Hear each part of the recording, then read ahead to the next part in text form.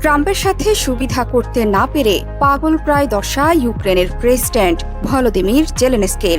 উদ্ভ্রান্তের মতো শুধু ছুটে বেড়াচ্ছেন তিনি। পুরো ইউরোপকে পাশে পেতে মরিয়া হয়ে উঠেছেন জেলেনস্কি। শুক্রবার হোয়াইট হাউসে মার্কিন প্রেসিডেন্ট ডোনাল্ড ট্রাম্প এবং ভাইস প্রেসিডেন্ট জেডি ভ্যান্সের সঙ্গে উত্তপ্ত বাক্য বিনিময়ের পরপরই লন্ডনে ছুটে যান জেলেনস্কি। সেখানে অবশ্য ভালোই সমাদর পেয়েছেন ব্রিটিশদের কাছ থেকে। ইউক্রেনকে প্রয়োজনীয় সহায়তার আশ্বাস দেওয়ার পাশাপাশি বড় অঙ্কের ঋণও পাচ্ছে জেলেনস্কি। ব্রিটিশ প্রধানমন্ত্রীর সরকারি দপ্তর 10 নম্বর ডাউনিং স্ট্রিটে অনুষ্ঠিত এই বৈঠকে স্টারমার ইউক্রেনের প্রতি পূর্ণ সমর্থন জানান। ইউক্রেনীয় প্রেসিডেন্ট জেলেনস্কিকে তিনি বলেন, আমরা আপনার ও ইউক্রেনের সঙ্গে আছি। মূলত ইউক্রেন পরিস্থিতি নিয়ে দেশটির ইউরোপীয় মিত্রদের সম্মেলনের আগে লন্ডনে বৈঠক করলেন এই দুই নেতা। সেখানেই জেলেনস্কিকে সমর্থন জানিয়েছেন স্টারমার। মার্কিন প্রেসিডেন্ট ডোনাল্ড ট্রাম্পের সাথে হোয়াইট হাউসের উত্তপ্ত সেই বৈঠকের পরিপ্রেক্ষিতে যুক্তরাজ্যে পৌঁছানোর পর ইউক্রেনের প্রেসিডেন্ট ব্রিটিশ প্রধানমন্ত্রীকে বলেন তিনি খুশি যে তার দেশের এমন বন্ধু আছে।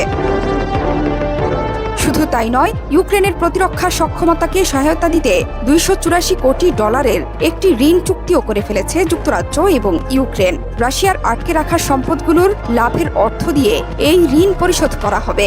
শনিবার জেলেনস্কির গাড়িবহর ডাউনিং স্ট্রিটে পৌঁছালে তার সমর্থকরা উল্লাস প্রকাশ করেন এবং সেখানে স্টারমার তাকে জড়িয়ে ধরেন। স্টারমার প্রেসিডেন্ট জেলেনস্কিকে বলেন, আপনাকে এখানে এই ডাউনিং স্ট্রিটে অনেক স্বাগতম। তিনি আরো বলেন, যেমনটি আপনি বাইরের রাস্তায় উল্লাসধ্বনি শুনছেন, গোটা যুক্তরাজ্য জুড়ে আপনার প্রতি পূর্ণ সমর্থন রয়েছে এবং যতদিনই লাগুক আমরা আপনার সঙ্গে ইউক্রেনের সঙ্গে রয়েছি। জবাবে জেলেনস্কি এই যুদ্ধে শুরু থেকে সমর্থন দেওয়ার জন্য স্টারমার এবং ব্রিটেনের জনগণকে ধন্যবাদ জানান। এমনকি রাজা তৃতীয় চার্লসের সঙ্গে দেখা করার কথা রয়েছে জেলেনস্কির।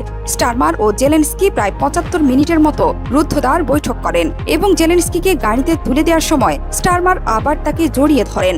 শুক্রবার ট্রাম্পের সাথে জেলেনস্কির বৈঠকে বাক বিতণ্ডা এই মতপার্থক্যে বিস্মিত হয়েছেন কিয়েভের ইউরোপীয় মিত্ররা।